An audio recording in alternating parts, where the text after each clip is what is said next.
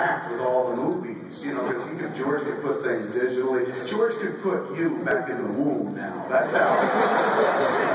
how good he is at special effects. So he can literally blend like new footage with the old footage, or like you can, that way you can include Mark and Carrie and stuff, jumping into the future, just span the entire world. That's the kind of things I think about when I masturbate. I don't know about you.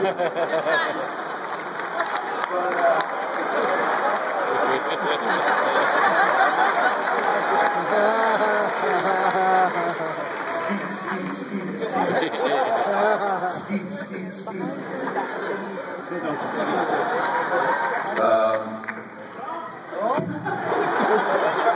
was going to go another way with it. Okay, but I'm sorry, are we good there? Oh yeah, you answered it perfect. The Fed movie would be the greatest thing in the entire world. Just so where are you? There you are. Wait, put it on the camera. I can't see. Yeah. All right.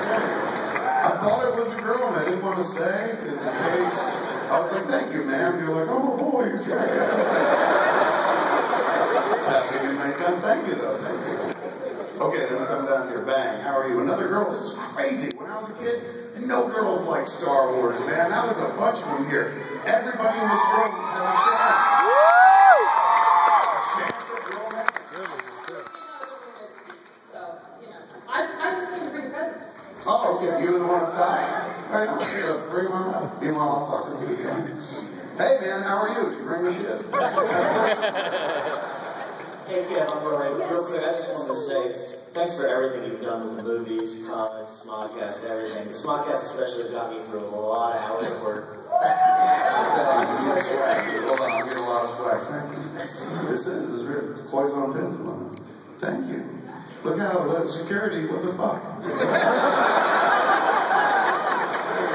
Anyway, back to you, sir. How are you? I'm good, sir. I just want to say thank you for everything you've done. Thank you so much. That means the world to me. Yep. So you might have already answered this earlier on with that, but I was going to ask, of all the things you've seen collected over the years with Star Wars, what is your absolute most prized possession today with Star Wars? Could be artwork, could be movies and VHS, anything. Okay, I actually have an answer for this. There was a period where I want to say the toys were called micro machines. Now, I don't know if this was tied in with that line, but Star Wars did a die-cast micro line. Yeah. Very small figures, and they did little play sets, like there was a Luke fighting Darth Vader Bespin play set with a window that would open up. And you could tumble them out. And the figures had no articulation, and they were this small, but it was more just for setting up dioramas or something like that, die-cast. I've held on to my Darth Vader from the moment I got him all the way till now. Now, I still have 2 Darth Vader head cases full of my action figures, and I also have a C-3PO head case still full of them. But those fucking micro figures, people are like, we applaud the fact that you're a hoarder. But those micro figures, they were tough to hold on to, man, because they were so small that they get lost often, or also, like, in the age where I was having to sell some of my shit to make ends meet, the micro things were quick, because people were like, I haven't seen too many of these. So I held on to the Darth Vader, and he's got lightsabers going like this. If you remember those, the lightsabers weren't made of metal. They were the only plastic parts, so they were the first to go. Mine's preserved. It looks pristine. It's out of package, of course, but it sits in a little case in our bedroom that has a bunch of little keepsakes in it, one of which is a ceramic dog I painted for my grandmother when I was a kid, one of which is a tape recorder that my wife recorded our first interview on, and the other of which is the condom left from the first time we did it. Sitting right next to Darth Vader, man, as crusty as he was under the helmet.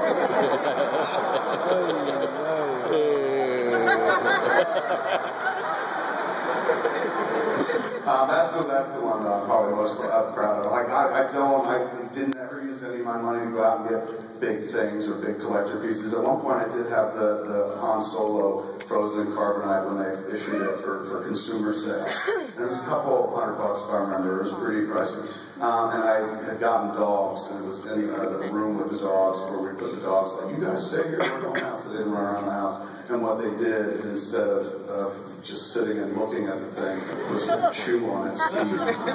So, you know, I went in one day, you know, you never really, after you buy it, first month, you know, you stop going, this is the best thing that will ever happen. You know, it becomes a cool piece of art in your house and you move on, and so you stop looking at every, you know, big cranny. Finally, one day I looked in and there were these 2 holes where the feet were, and the dogs had literally just been like, so either that or they were like, we gotta get this motherfucker out of hibernation. So once they did that, once they destroyed that, I learned to, it went almost hand in hand with, I used to hang up my figures. I had Star Wars figures, of course, but the ones I played with when I was a kid, I took out the baggage and stuff. But when Kenner started redoing the line, Power of the Force or whatever, I started rebuying it, and I would tack those up on the wall of my house, along with Batman the Animated Series figures. So my kid, when I had my kid, she was about 1 year old and started toddling around and shit. She ripped Clayface off the wall, opened it, and started playing with it. And I was like, there's a kid playing with a toy! No! So I learned to stop collecting at that point. I was like, you know what, man, I love to look at shit. I'll go in a store and gaze at it for hours and whatnot. I own a store, so we buy a lot of shit, and I get to look at it in the store. But I stopped collecting for myself because I was like, between the dogs and the kid, nothing's going to be kept pristine anymore. I won't be able to keep anything nice. Thank you very much. Thanks, man. Bye. How are you? I'm great. First off, I heard you actually flew here, so that's pretty great. Actually, I'm playing today. So let's get back on an airplane, man. And my friend today, this is actually my first Star Wars celebration as well. And for you, what's it like to first follow the Emperor and share the stage with people like Luke Skywalker and Leia, C-3PO? What's that like for you as a fan and as a filmmaker? It's been great. I mean, honestly, like as I talked about Pete King before, this has been in my life as long as I can remember. And you know, I remember maybe one thing before Star Wars, and that was Jaws. My life has been defined by the movies of my youth, and I invested a lot of myself, a lot of my time, a lot of my imagination in the world of Star Wars. And then I remember in 1983 when Return of the Jedi happened, I had what could only be described as the closest feeling to a midlife crisis that I've ever had in my life. I was 13, I went to see it with Ernie O'Donnell and his father and Sam Holland. We saw the Middletown Multiplex in the big theater. Movie ends and stuff, and I was like, what are we going to do now? And Ernie's like, we'll go get pizza. And I was like, no, what are we going to do? Star Wars is done. And he was just like looking at me like, what are you, dumb? Like, there'll be something else. But to me, it is so much more. He didn't play with the figures and shit. It was religion to me.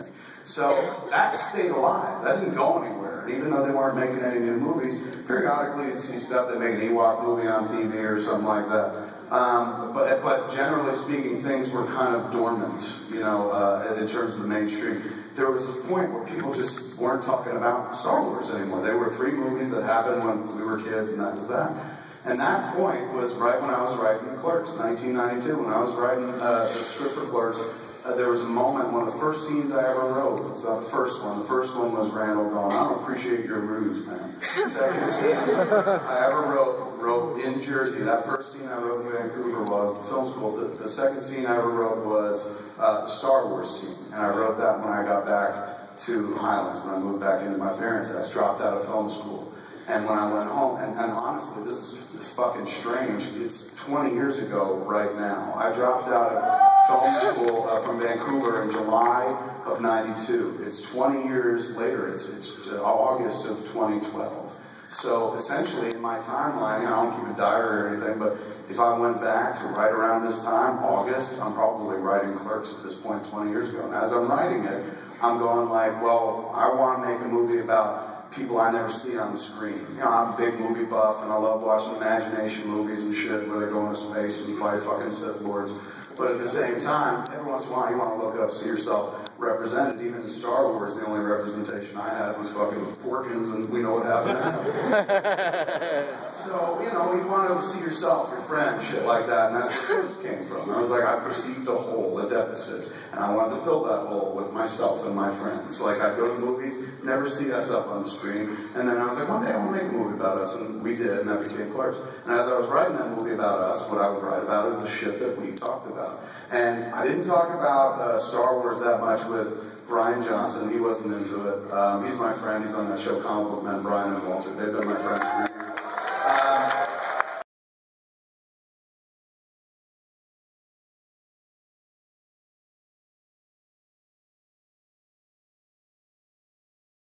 Geek out, and then I let my folk geek out. You know, it's like I imagine, like, if you go into a bathroom, you're looking for some fucking, you know, glory hole action, put your foot under the stall.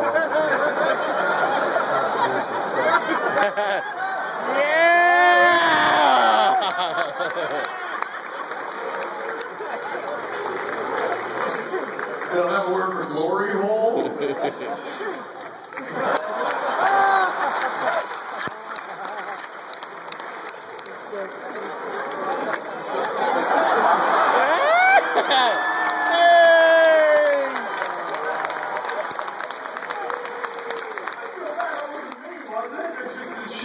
Okay, I thought I drove you off the stage. She's like, oh, I give up. Glory hole, fuck you, Mr. Southwest.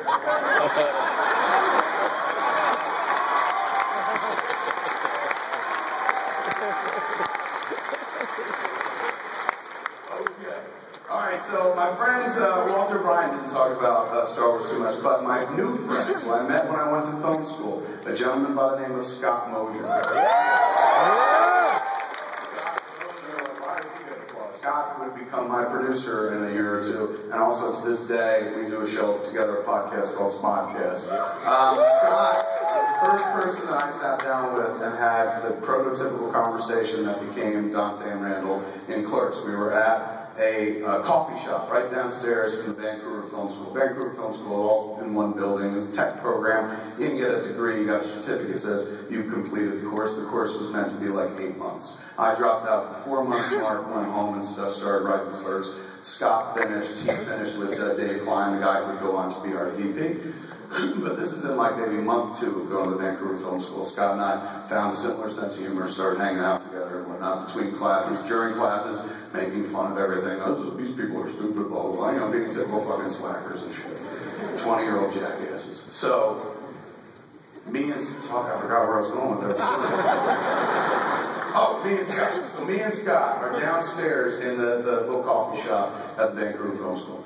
And we're just talking about bullshit, just making, like, the thing I love to do with my friends, and Brian and Walter, I knew before I met Scott at film school, is the type of humor where you sit around and go like, imagine this, you just build hypotheticals where you're like, yeah, and then this happened. Jason Mewes was always usually the victim of it. We'd be coming home from a comic book show, and he had maybe been particularly nice to one dealer and said thank you, and that opened up a little fucking chink in the armor, and the whole ride home we were just like, you want to suck that guy's dick? Whole ride home, man. And he would be like, yeah, right. First he's a part of it, and shit. He's like, yeah, I'm sucking his dick. Like, yeah, you totally do. But by the 45-minute mark, as 3 grown adults are telling a 16-year-old kid, you want to suck that guy's dick, all the humor goes away for him, and he just stops paying attention. So he'd start reading a comic, and he would go from like being into it to being like, yeah, you guys are funny, to just flat out ignoring us. So it was kind of merciless. So sometimes it was focused on people, sometimes it was just talk about a movie you like Gremlins, and then talk about like, oh shit, imagine if the fucking gremlin, if you got it wet, it turned into a naked chick, and you're like, oh shit, you know, we go off in that direction. Dopey shit to pass the time. Some people call it stoner talk, but we weren't stoners, so I didn't know what to call it. I started doing it with Scott Mosier on the other side of the country and up north in a different country altogether, but on the continent of North America. I took that sensibility that Brian and Walter had instilled in me and started doing it with Scott, testing the waters like a toe tapper, as we were talking about, in the stall. I was testing the water, see if he could understand like that sense of humor. So we were talking about Star Wars, you know, and I just watched on Laserdisc the night before. Yeah.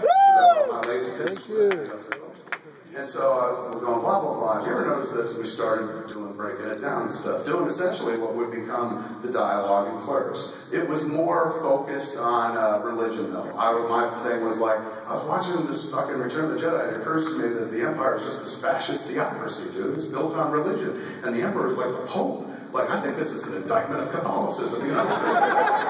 So we're doing that, and I notice, you know, we got your peripherals going. There's a dude sitting at the table next to us, and he leans just a little bit, man. Like, you can tell, you think he might be listening to the conversation. So I'm like, all right, man, let's see if he's eavesdropping for sure. Let him take the thing in weird directions. So I started having conversations about, you know, think about all the innocent people killed on the Death Star, man. Yeah. So I was like, what are you talking about? I was like, well, there's people building the second Death Star. You know they weren't all stormtroopers. Essentially, the fucking thing that wound up in Clerks. And the dude listening, eavesdropping over here, starts getting so into our conversation. Like he's leaning there, and I catch this. He's by himself, and this is the age of a cell phone or anything. He's literally sitting there with a coffee, and nobody else in this place. Who the fuck's he nodding at? Us. And you know, me and Scott are chuckling and whatnot, and then it's getting more ridiculous, the situation we built. But it was a transforming moment for me. It was 1992, and I remember sitting there going, fuck, man. That dude, like me, was the dude in the diner, in the coffee shop, random dude over here in me and Scott. Was a dude like me who was like, fuck, are they talking about Star Wars? And nobody talks about Star Wars. I love Star Wars. That's fucking weird. They're talking about, and the Emperor is a Pope? But like, you know, it just seemed like there was something there. And also it kind of brought out the best in me and Scott, like being funny and shit. So when I sat down to write Clerks, I was like, you know what I'm gonna put in that shit, like where we sit around and talk about Star Wars. I'm gonna do that Star Wars debate, put it into the flick. So, you know, I needed to kill time in the movie, and I wanted to do an accurate reflection of what life was like, me and my friends were like. So I was like, this is what we do. We sit around and fucking discuss Star Wars as if it really fucking matters, because it does to us and to nobody else. So you put that in the movie, and then the movie, we take it to Sundance, it gets bought by Miramax, Cinderella story, my life changes overnight, everything's amazing. But that's not the part. That's not the part. We go to Europe with the flick. First time we're off the continent. Mind you, this is a flick that a lot of people were like, this is never going to play outside of Monmouth County, New Jersey. People are like, this movie makes sense for people in New Jersey, but it's rural humor. Nobody's ever going to find this funny elsewhere. And then people are like, okay, it might play here in the Midwest, but West Coast will never understand this. Clerks played in a movie theater in the West Coast for nearly 52 weeks, 51 weeks, and almost made 1 year straight. So they got it out there. But that's not the point. First time we're going overseas with it. And I take it to, let me see, we go to Sundance, Tokyo. So this, I've never been, you know, I think at this point in my life, when I was a kid, we went to the Bahamas when I was a kid, like when my parents saved up and took us on this vacation. And we went to Hawaii, but that's in the United States. I've never really traveled, you know, internationally. I've been in Canada when I was a kid. So here we were going to Tokyo, Sundance, Tokyo. And the movie screens there, and so basically they select a few films from Sundance that year, take them to Japan and show, you know, international culture trade. So we show the movie and we sit down with journalists. First journalist I sit down with, international journalist. First person, now mind you, Clerks debuted at Sundance in January. This is 2 months later in March. So I'm not well studied at doing interviews. I'm not way experienced at this point. All of this is still very new. Sit down with the dude. Dude goes, Jay and the Silent Bob. I followed that part. I was like, yeah. I hear you, brother. You know, like so far I can understand. He goes, they like R2D2 C3PO. First person that ever said that to me. Was not the intent. I didn't include him in the script going, they're going to be like R2D2 C3PO. There's the first person that said it to me. That might have also instilled the idea of like, keep them going. Bring them back. They are like the droids. Yeah. So I sit down with this dude. And here's this man from another country who I've never met. He don't speak English. And I thought, well, he broke English, but I don't speak any Japanese. We have nothing in common. But in that moment, crystallized, we have everything in common. Suddenly, it's separated by oceans and languages, doesn't matter. We're the same fucking geek who grew up watching those movies. So So that dude, that was a big moment for me. When we left the interview, man, there's a guy, Obasan, wonderful human being, who took us all, me and Scott Mosier, he went with me, took us all around Japan. Obasan also didn't speak much English, but of course he spoke more English than he spoke Japanese. But how we communicated the whole trip was through humming Star Wars songs. So we'd be driving and stuff, and we'd be like, Obasan, we're going to TV, print, or radio? Television. We'd be like, okay. And he'd be like, oh, television. Dun, dun, dun. And we'd be like, right? Dun, dun, dun, dun. And we do it together. Let's do the three of us, two American dudes and Japanese dudes. Dun, dun, dun. And again, this was in a period where it was before the re-releases, before, you know, the idea of like, we're going to take the trilogy. It was a wasteland. Nobody was really talking about Star Wars. And I just got fortunate enough to be talking about something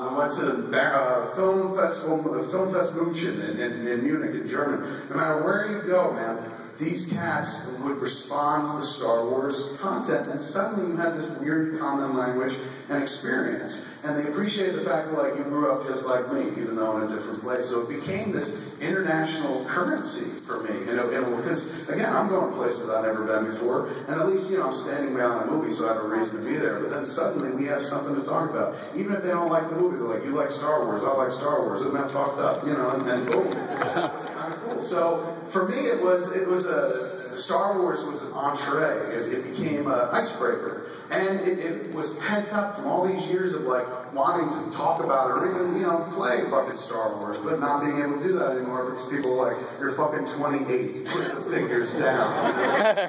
Cosplay, motherfucker. So suddenly there was this way where we could sit there and kind of talk Star Wars, and I knew from that moment forward, I put it in every flick I did, man, because suddenly I was like, that's my currency. No matter where I go, I know I can talk about Star Wars, and people were like, yeah, I remember that. And that became like, you know, very prevalent. People talk about pop culture all the time now, it's crazy, but back then, it was very, you know, I had a little market corner and stuff, and it aggregated to this. You know, every movie I think I've made Star Wars references, big or small. In Jersey Girl, there's one, a very throwaway reference where she says, puncture Chewie to Ben. I just snuck one in there. Sometimes the references are big, like me having a lightsaber fight with Mark Hamill. That's a little... But it's permeated everything that I've done because it was such a big part of who I was. And those movies, I've said it a few times, they're not really films. Like a lot of people will be like, your films suck. And I was like, well, I guess you're right, because they're not really films. It took me years to figure out what they are. They're not. They were not made by somebody who knows how to make films. They were made by a rank amateur who learned his trade over the time of doing it. But when I look at those movies, Clerks, Mallrats, JCM, I don't see films. Like, that to me is a very personal blob. That was me as an artist who didn't know how to use a camera and tell a story, just ripping open my chest, pulling out fatty chunks of my heart, throwing between two platters, projecting and being like, what do you think? Because that was the idea. The idea was communicate. You know, when you get into film, TV, radio, any of the entertainment mediums or communication mediums, why do you do it? You know, I guess some people do it for fucking, you know, pussy or money or dick, I guess, or whatever.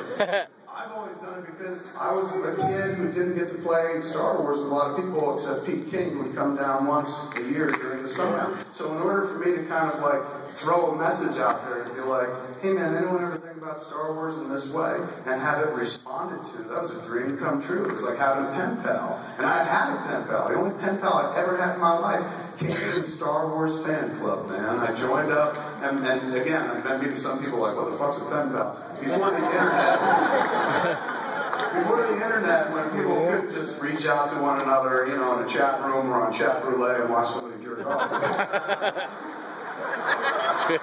Oh my God. I mean, you handled it definitely, man. Back in those days, you know, they offered a service to the Star Wars fan club, and they said, we'll hook you up with a pen pal. Someone who likes Star Wars, who speaks English from someplace else. So I joined up, and I got a pen pal from Alberta, Canada. His name was Daryl Morton. I've never seen him since, never found him. Every once in a while I throw the name out there, hoping someone on Twitter will be like, Daryl Morton killed 86 people. I don't hope for that, but just some kind of update on whatever happened to Daryl Morton. Daryl Morton was a little pagan kid who I was a pen pal with. I exchanged 3 or 4 letters with him. I still have those letters. And we would exchange drawings as well. So all we had in common was fucking Star Wars. So I'd write and be like, hey, how are you? What's Canada like?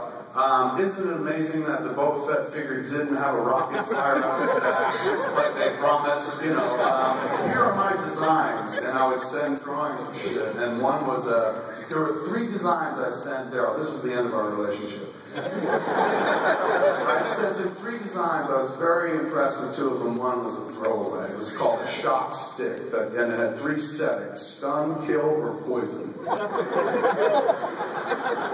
know, I was fucking 9. So I sent it to them. The other 2 were designs for an Imperial Guard, looked real badass. This was before we saw the red helmeted Emperor's Guards from Return of the Jedi. So it was kind of something along those lines.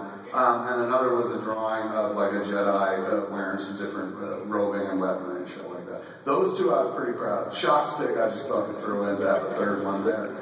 Daryl Morton writes back like, I enjoyed your drawings, particularly